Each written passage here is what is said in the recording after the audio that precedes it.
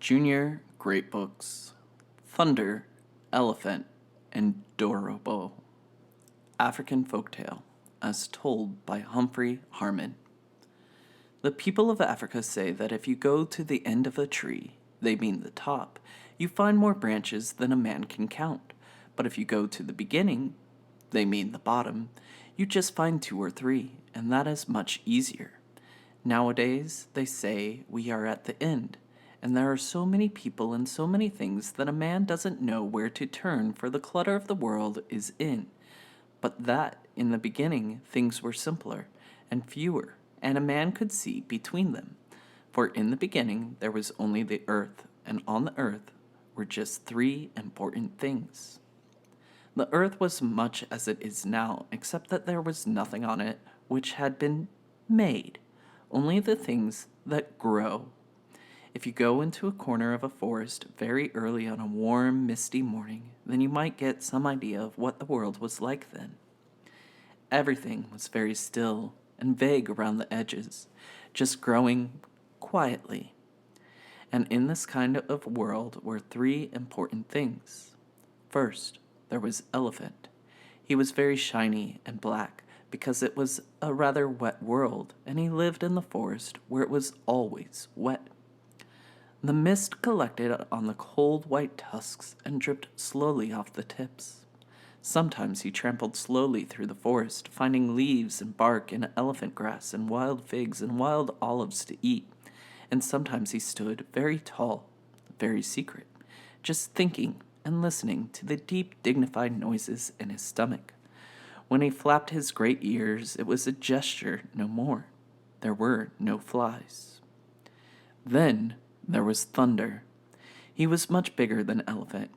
He was black also, but not as shiny black like Elephant.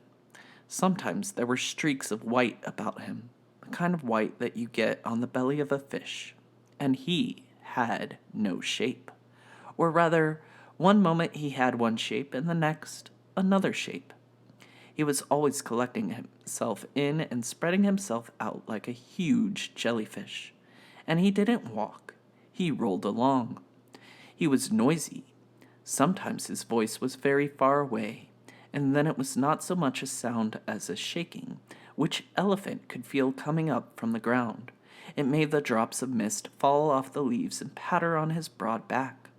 But sometimes, when Thunder was in his tight shape, his voice cracked high and angrily, and then Elephant would start and snort and wheel away deeper into the forest, not because he was frightened, but because it hurt his ears.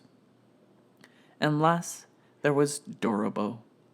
Dorobo is a man, and if you want to see Dorobo, you have to go to Africa, because he lives there still.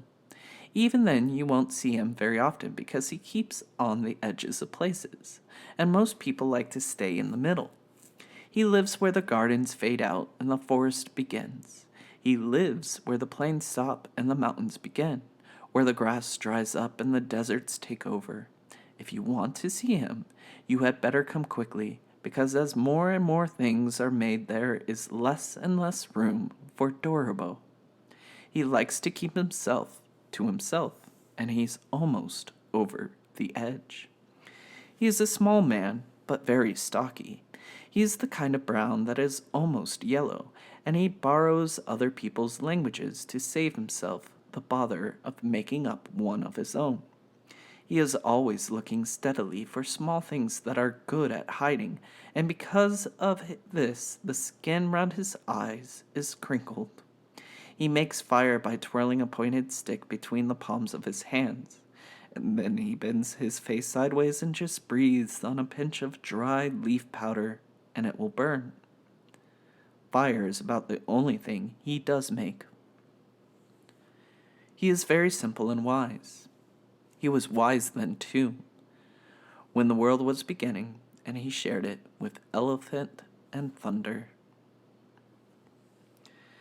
Now these three things were young and new in those days, not quite certain of themselves and rather suspicious of others because they very seldom met. There was so much room.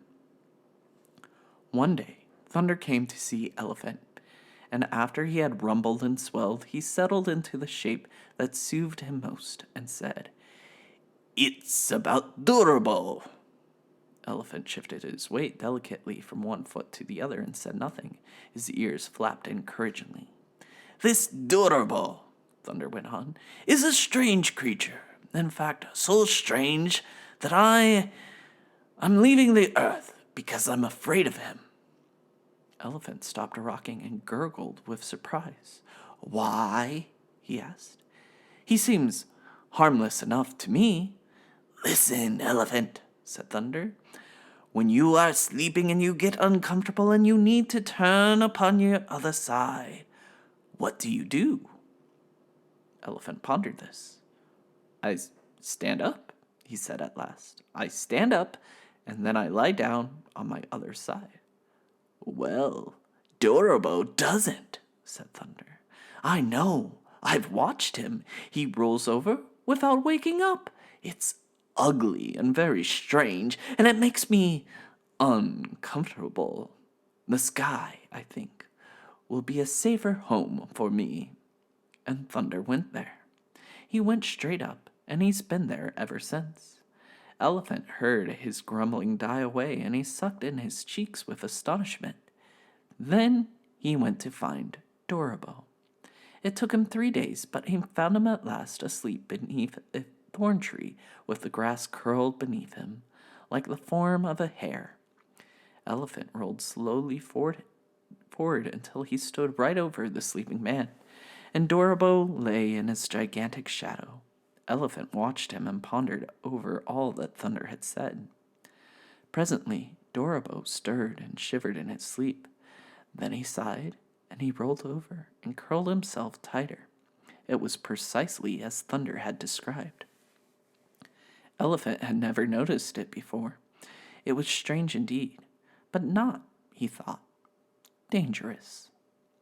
Dorobo opened his eyes and stared up at Elephant and smiled. "You are clever, Elephant," he said. "I didn't hear you come. You move so silently." Elephant said nothing. Dorobo sat up and put his arms around his knees. "I'm glad you came," he went on. "I've been wanting to speak to you. Do you know that Thunder has left us?" I heard that he had gone," replied Elephant. "Yes," said Dorobo. "I heard him yesterday in the sky. I'm glad and grateful that he's gone, for, to tell you the truth, I was afraid of Thunder. So big, so loud, and you never knew where he might bob up next, or in what shape. I like things that are definitive." "He was noisy," said Elephant. "Now you, Elephant, you're quite different, so quiet and kind. Just think, Elephant, now in the whole world there is just you and me, and we shall get on all well together, because we understand each other." Then Elephant laughed. He didn't mean to. It rumbled up inside of him, and it took him by surprise. He threw up his trunk and trumpeted, "This ridiculous little creature!" Then he was ashamed of his bad manners, and he wheeled ponderously and smashed off into the forest, shaking his great head, shaken by enormous bellows of laughter. "Yes," he shouted back over his shoulder, "we understand, understand one another very well." He was a good-natured animal, and he didn't want Dorobo to see that he was laughing at him. But Dorobo had seen, and although the smile stayed on his face, his eyes were very cold and hard and black, like wet pebbles. Presently, he too slipped into the forest, but he walked slowly and looked carefully about him, and after a while he saw the tree that he wanted. It was an old white olive tree, a twisted, slow-growing thing with a very hard, tough wood. Dorobo searched that tree, and after a long time he found a branch that was straight enough, and he bent and twisted it until it broke off. Then he skinned it with his teeth and trimmed it and laid it in the shade of it to dry. Then he found thin, strong vines hanging from tall trees like rope from a mast, and he tore them down and trailed them behind him to the river. There he soaked them and beat them into cords against the river rocks, and plaited them very tightly together. When his cord was long enough, he took his wild olive branch, which was dry now, and strung the first bow. And he bent the bow almost double and let it go, and it sang for him. Next, he found straight, stiff sticks, and he made a fire and burned the end of his sticks a little, and rubbed the charred wood off in the sand. This gave them very hard, sharp points. Taking his bow and his arrows, he ran to the edge of the desert and found the candelabra tree. The candelabra is a strange tree. It has thick, dull green branches that bear no leaves, and the branches stick up in bunches, a little bent, like the fingers of an old man's hand. And when a branch breaks, it does very easily. It bleeds a white, sticky sap that drips slowly on the sand. You must never shelter beneath a candelabra tree, because if the sap drips in your eyes, you will go blind. Doroboro broke a branch and dipped his arrows into this thick, milky sap, and twisted them like a spoon in syrup. Then he laid each carefully against a stone to dry. When everything was ready, he went in search of Elephant. Elephant was asleep under a fig tree, but he woke up when he heard Doroboro's footsteps in the undergrowth. There was something in the way of Dorobo walked, something secret and unfriendly that Elephant did not like. For the first time in his life, he felt afraid. As quickly as he could, he got to his feet and made off through the forest. Dorobo grasped his bow and arrows more firmly and began to follow. Elephant trumpeted to the sky for help, but Thunder growled back, "It is useless to ask for help for now. I warned you, and you did nothing. You can't tell me a man is thinking, but what he says you can only tell by what he does. It is too late." From that time to this, Dorobo has always hunted Elephant, and so have all men that have come after him. As for Elephant, he has never again laughed at Dorobo and has kept as far away from him as he could. The end.